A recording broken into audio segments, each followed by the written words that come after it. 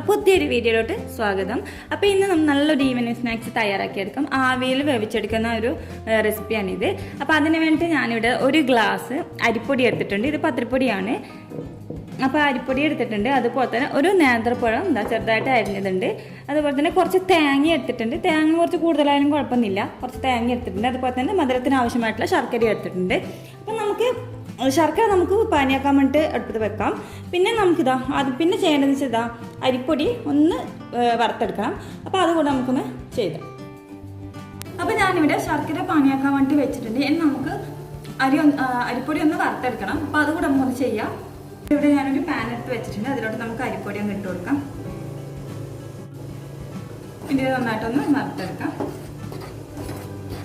ഇത് നന്നായിട്ടൊന്ന് ചൂടായി കിട്ടിയാൽ ഒരുപാട് നന്നായിട്ട് തീ കൂട്ടി വെക്കരുത്. ഒരു മീഡിയം ഫ്ലെയിമിലോട്ട് ഇട്ടൊന്ന് വറുത്തെടുത്താൽ മതി. അപ്പം ഞാനിത് നന്നായിട്ട് തന്നെ ചൂടാക്കി എടുത്തിട്ടുണ്ട്. ഇനി നമുക്കിത് ഓഫ് ചെയ്യാം.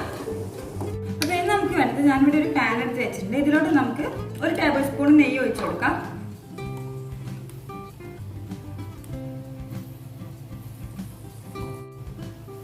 ഇതിലോട്ട് അരിഞ്ഞു വെച്ചിരിക്കുന്ന പഴം കൂടെ ഒന്ന് ഇട്ട് കൊടുക്കാം. ഇതൊന്ന് നന്നായിട്ടൊന്ന് വഴറ്റിയെടുക്കാം.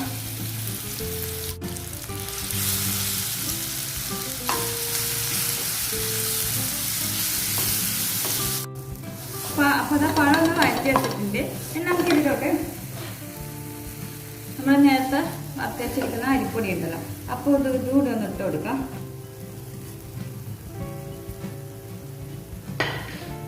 ഒന്ന് മിക്സ് ചെയ്ത് കൊടുക്കാം.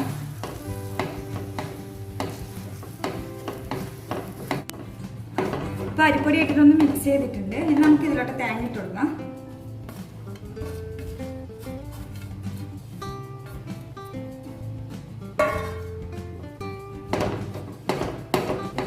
ഇനി നമുക്ക് നമ്മുടെ ശർക്കര പാനി ഉണ്ടല്ലോ, അപ്പോൾ അതുകൂടി ഇതിലോട്ട് ഒഴിച്ചു കൊടുക്കാം.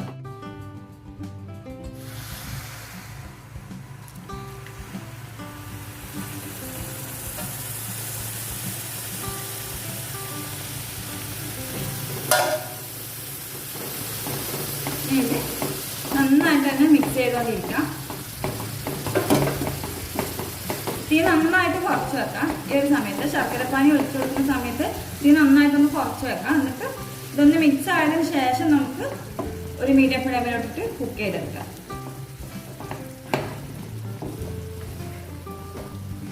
അപ്പൊ ഞാനിതൊന്ന് മിക്സ് ചെയ്തിട്ടുണ്ട്. നമുക്ക് ഇതിലോട്ട് ഏലക്കപ്പൊടി ഇട്ട് കൊടുക്കാം.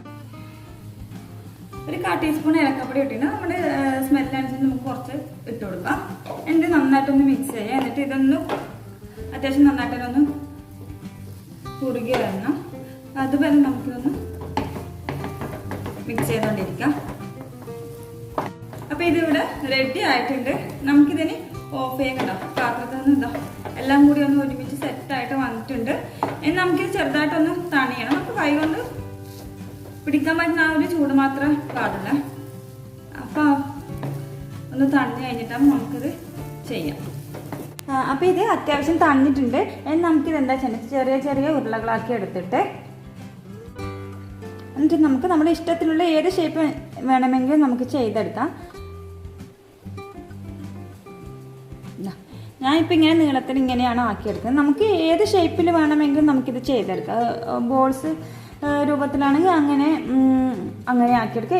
ഏത് വേണമെങ്കിലും നമുക്ക് ചെയ്തെടുക്കാം. അപ്പോൾ ഞാനിങ്ങനെ ആക്കിയിട്ട് ഇങ്ങനെ മാറ്റി വെക്കുവാണ്.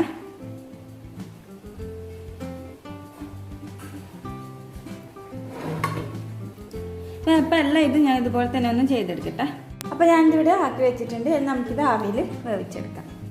അപ്പോൾ ഞങ്ങളുടെ ഇഡ്ഡലി പാത്രം ഇതവിടെ എടുത്ത് വെച്ചിട്ടുണ്ട്. അപ്പോൾ വെള്ളം നന്നായിട്ട് തിളച്ചിട്ടുണ്ട് കേട്ടോ. അപ്പോൾ നമുക്കിതെന്താ ഇതിലോട്ട് അങ്ങോട്ട് കൊടുക്കാം.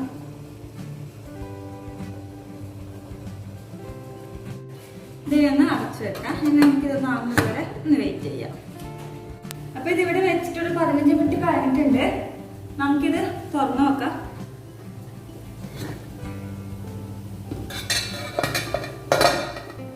ഇതിവിടെ റെഡി ആയിട്ടുണ്ട്. നമുക്കിത് ഓരോന്ന് ഇതിൽ നിന്ന് എടുക്കാം.